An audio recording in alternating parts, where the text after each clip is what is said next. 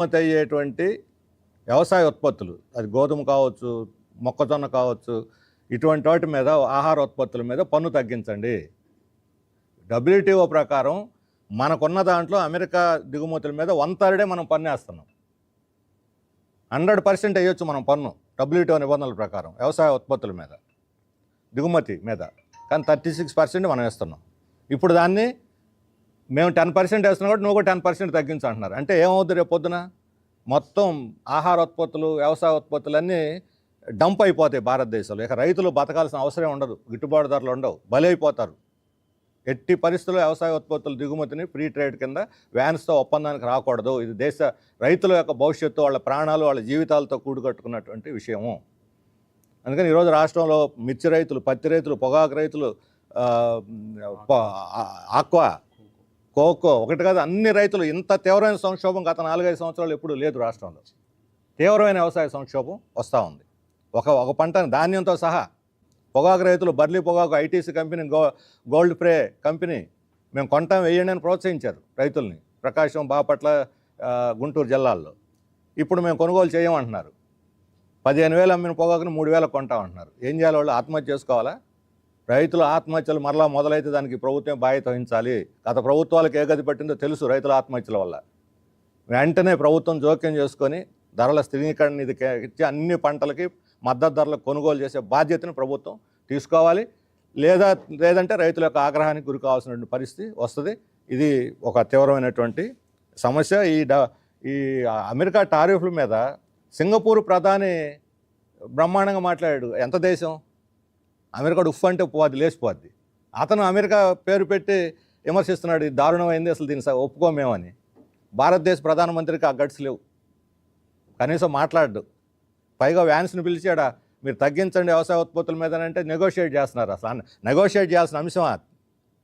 ప్రపంచ దేశాలు, చిన్న చిన్న దేశాలు, మెక్సికో లాంటి దేశాలు పోరాడుతుంటే మనం కూడా వాళ్ళతో కలిసి మనం కూడా పోరాడి అమెరికా వాళ్ళని దించాల్సింది పోయి, ట్రంప్ని దించాల్సింది పోయి మెడపెట్టి కిందకి వాళ్ళతో నెగోషియేట్ చేసి మేము ధరలు, మేము పన్ను తగ్గించుకుంటాం, నీ ఇష్టం వచ్చిన దిగుమతి చేసుకో, మా మీద కూడా కాస్త పన్ను తగ్గించు. ఇదే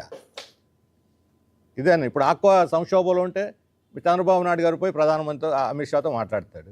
ఆయనేమో వ్యాన్స్తో మాట్లాడతాడు. పరిష్కారం అవుతుందా? 27% వేశారు పన్ను.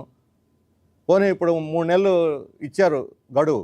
ఈ 3 నెలల గడువు ఇచ్చినందువల్ల పాత రేట్ను పునరుద్ధరిస్తున్నారు. వాళ్ళ ఎగుమతులన్నీ వెళ్ళిపోయినాయి, పెండింగ్లో ఉన్న ఎగుమతులన్నీ వెళ్ళిపోయినాయి. 6,000, 7,000 ఇవి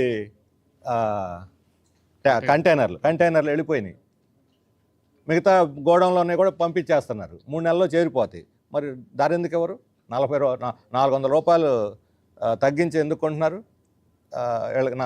కేజీకి 40 రూపాయల చొప్పున తగ్గించుకుంటున్నారు. ఎందుకు కొంటున్నారు? ప్రభుత్వం ఏం చేస్తుంది?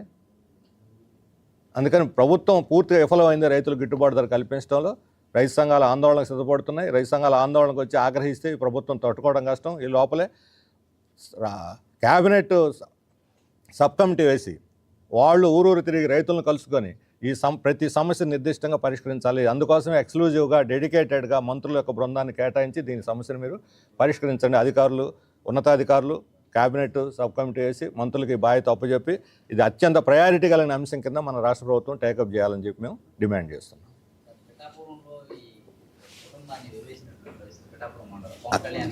అక్కడ దళితులు మల్లం ఇది సొంత గ్రామం అది.